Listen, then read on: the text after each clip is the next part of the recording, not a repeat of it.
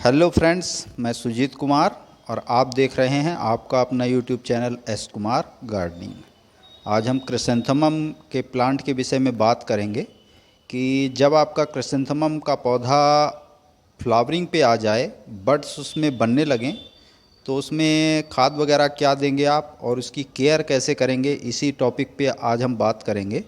देखिए, ये जो पौधे आप क्रिसैंथेमम के पॉट में देख रहे हैं, ये सभी अलग अलग कलर के हैं। यानी जितने भी पॉट में क्रिसैंथेमम लगे हुए हैं वो सब अलग अलग कलर के हैं, कोई भी एक कलर का नहीं है। जो भी मेरे पास मदर प्लांट थे उनकी कटिंग से मैंने इन्हें प्रोपेगेट किया और सिर्फ इनके एक एक कलर ही मैंने पॉट में लगाए हैं, बाकी सब जो भी लगाए वो ज़मीन पे लगाए हैं। तो देखिए, इन सभी पे अच्छी फ्लावरिंग स्टार्ट हुई है और कुछ समय में ये पूरे पौधे जो हैं वो फ्लावर से भर जाएंगे। देखिए, इन सभी पे कुछ में कलियां भी बनने लगी हैं। देखिए, ये कलियां खिलने के लिए तैयार हैं अब। तो इस स्टेज में आप पौधे की केयर क्या करेंगे, उनको खाद क्या देंगे, इसी विषय पे हम बात करेंगे। तो देखिए, ये मेरे पास बोन मील है। यदि बोन मील आपने मिट्टी में मिला रखा है तो आप उसको दोबारा से ना दें, क्योंकि बोन मील मिट्टी में बना रहता है। और यदि आप इसका प्रयोग ना करने चाहें तो आप स्टोन डस्ट उसका भी प्रयोग कर सकते हैं। कुछ लोग बोन मील अवॉइड करते हैं, तो वो बोन मील की जगह पे स्टोन डस्ट पाउडर आता है, ऑनलाइन या ऑफलाइन मार्केट में आप वो ख़रीद सकते हैं।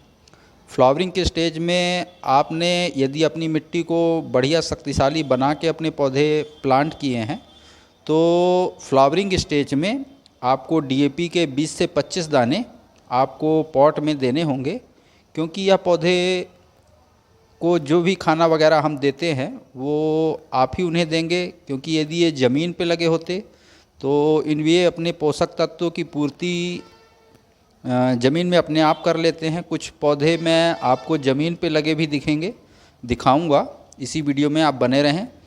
उन पौधों को मैंने पानी के अलावा और कोई भी खाद अलग से नहीं दी है। यहाँ तक कि गोबर की खाद भी एक आध बार डाली थी मैंने, दोबारा फिर नहीं डाला। देखिए, ये पोटाश है, इसकी भी इतनी सी मात्रा आप प्रत्येक पॉट में, जब आपकी कलियाँ बनने लगें तो कलियाँ आपकी पूरी खिलें, इसलिए आपको पोटेशियम की आवश्यकता होगी। और पोटाश यदि आपके पास नहीं है तो इसकी जगह पे आप लकड़ी की राख, लकड़ी ना हो तो आप पेपर वगैरह जला के उसकी भी राख अपने पौधों को दे सकते हैं। उससे भी पोटेशियम की कमी जो होती है वो पौधों में पूरी हो जाती है। देखिए, यह NPK 19-19-19 है और इसको आप 1 लीटर पानी में लगभग 2 से 3 ग्राम मात्रा मिला के, और इसको तो आप 15 से 20 दिन में आप जब से पौधे लगाएं और जब आपके लास्ट फ्लावरिंग स्टेज पे आ जाएं तब तक इसका स्प्रे कर सकते हैं। इसके स्प्रे करने से हमारे पौधे हरे बने रहते हैं, उन पे जो बड्स वगैरह आती हैं वो ज़्यादा संख्या में आती हैं। क्योंकि इस साल मैं पौधों की ज़्यादा केयर अपनी नहीं कर पाया, क्योंकि एक एक्सीडेंट में मेरे पैर में कुछ समस्या आ गई थी और मैं छत पे ज़्यादा आ जा नहीं पाता था। इस वजह से इन पौधों की ज़्यादा केयर नहीं कर पाया मैं। पिछले साल जो मैंने पौधे क्रिसैंथेमम के लगाए थे उन पे लगभग एक एक पौधे पे कम से कम 1000 से ज़्यादा ही फूल आए थे एक एक पौधे पे, क्योंकि पिछले साल मैंने उन पौधों की अच्छी केयर की।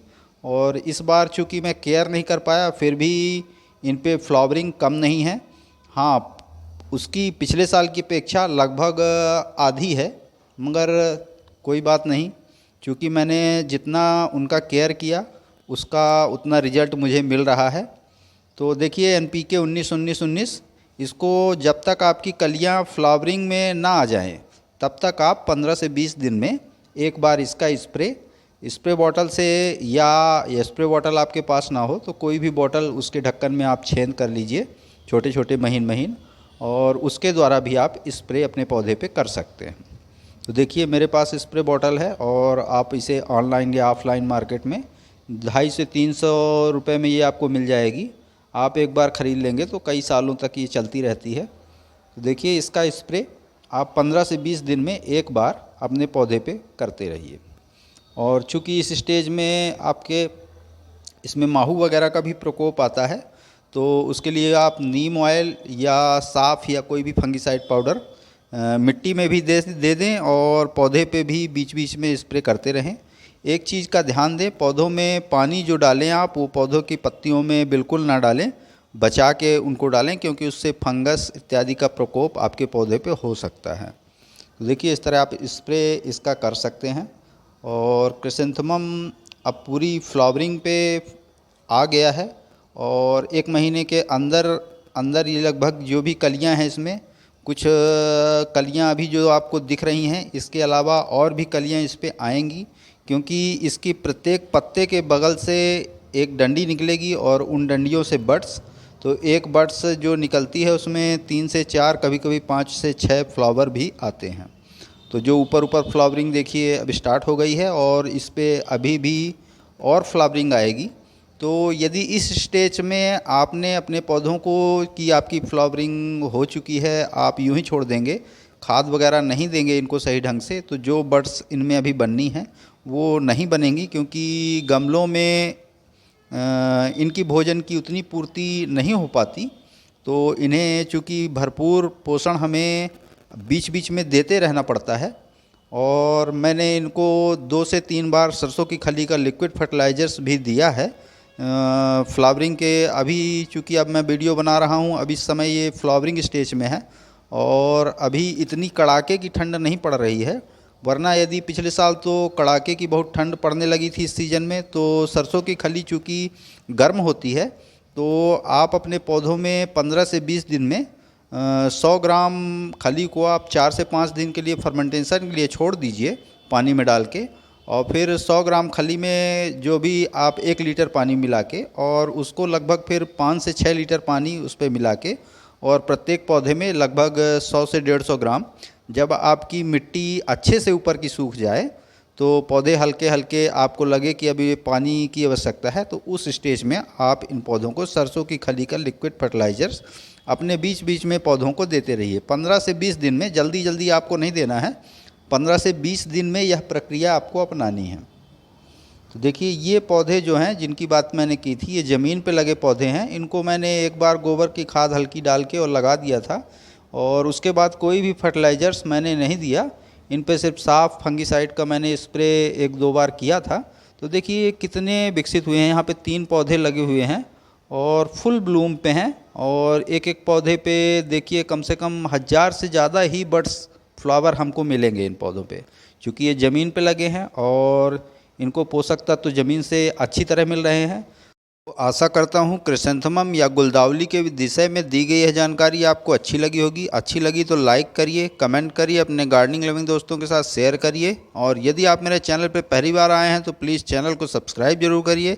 बेल यानी घंटी के बटन को ऑल पे प्रेस करिए, ताकि बागवानी व गार्डनिंग से रिलेटेड ऐसी ही रोचक व जानकारीप्रद वीडियो का नोटिफिकेशन आपको समय समय पर मिलता रहे।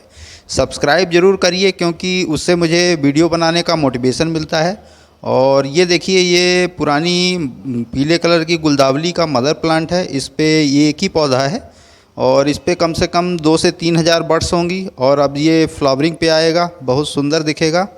तो वीडियो में अभी तक बने रहने के लिए धन्यवाद। Thank you.